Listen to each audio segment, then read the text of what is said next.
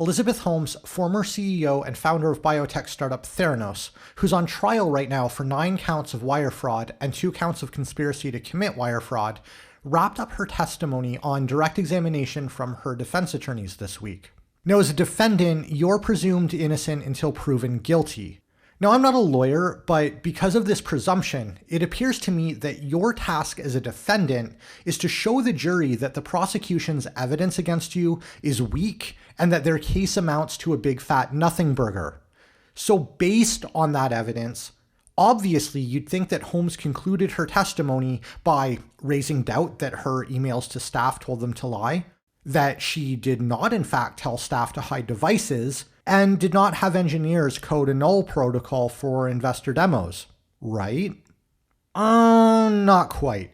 Instead, Holmes accused her former business partner and boyfriend Ramesh Balwani of sexually abusing her and talked at lengths about their relationship problems. I'm a software engineer with almost 25 years in the tech industry, but even though I make tech for a living, lately I'm finding myself doom-pilled on the tech industry. From big tech censorship to a social media mental health crisis, to a Silicon Valley startup culture that's full of lying CEOs and toxic work cultures like at Theranos, I'm done. So I call myself Techphobe here on YouTube, where I call out issues with my industry and I share tips on how you can take better care of yourself online. So hit like, hit subscribe, and turn on notifications, because I wouldn't want you to miss an episode. In a day of intense and emotional testimony, Theranos founder Elizabeth Holmes told the court of the sexual, physical, and emotional abuse she said she suffered at the hands of company president and chief operating officer Ramesh Balwani and others. Now, this is a really sensitive topic and people will be divided. Some will say that allegations of sexual abuse should always be taken very seriously no matter what, and others will be suspicious and say that Holmes is likely making all of this up because that's kind of what she's on trial for right now. But I think there's a way more pressing question that we should all be asking. What does this have to do with the wire fraud charges? Look, Balwani could be charged with the crimes that Holmes is alleging, regardless of whether or not Holmes is found guilty of wire fraud. And if Holmes has evidence to support these allegations, well then I'll happily say that he should be charged. No matter what, I think we can all agree that Balwani's an asshole. The point is that this particular trial is not to determine Balwani's guilt of anything. Yeah, of course, he was an influence on Holmes' life and participated in running Theranos as chief operating officer, but the only person in control of Elizabeth Holmes' personal choices and actions as Theranos CEO was Elizabeth Holmes. Balwani was Holmes' boyfriend for more than a decade, much of it during their time leading Theranos, the failed blood testing startup. The pair hid their relationship from investors and Theranos employees.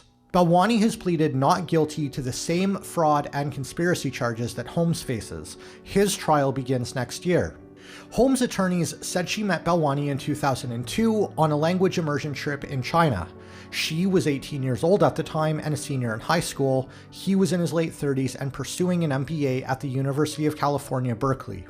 The next year, Holmes attended Stanford University to study chemical engineering. On the stand, she said she was raped during her first year at college, an experience that pushed her to leave school and start Theranos. Again, this is a serious topic, so let me just say that irrespective of anything to do with Holmes, I hope that every single person who commits sexual assault, regardless of the circumstances and regardless of who the victim is, faces jail time. The problem here is that Holmes is not helping victims, or even herself for that matter. For the sake of argument, let's give Holmes all of the benefit of the doubt here and accept everything she's saying is true. It still looks like someone who is trying to make themselves out to be a victim in order to distract from the real issue at hand, which is whether or not the prosecution's evidence proves that she committed wire fraud.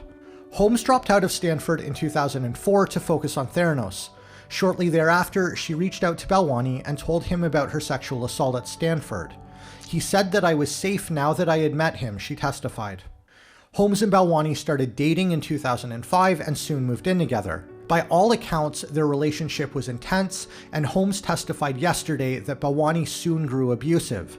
He told her how to behave, criticized her tone of voice, and told her that she, quote, came across as a little girl and needed to be more serious and pointed and not to be giddy in my interactions, end quote.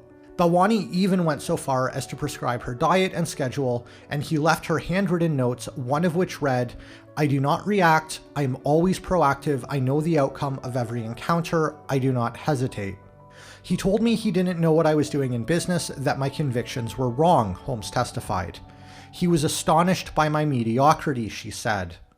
I don't want to talk about the abuse allegations anymore. I've already said my piece, and again, I think we can all agree that Balwani's not a good guy no matter what. I want to end this video by focusing on that last sentence. He was astonished by my mediocrity. I think that everyone, in the end, became astonished by Elizabeth Holmes' mediocrity. Her accomplishment as CEO was that she managed to raise a lot of funding and generated a lot of buzz around her company. But did she take that money and execute on her promise to use it to build something that works? No. This channel is all about the darker side of the tech industry, and so I really don't like praising tech CEOs in general, but consider Elizabeth Holmes compared to Steve Jobs.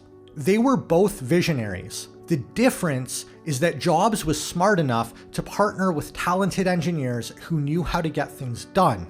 And Jobs did not ignore and push them out when they brought reality into the picture. So as a result, Jobs got results. Holmes got herself the possibility of 20 years behind bars. And that's pretty mediocre if you ask me. Thanks for watching. Like, subscribe, share. I'll see you in the comments.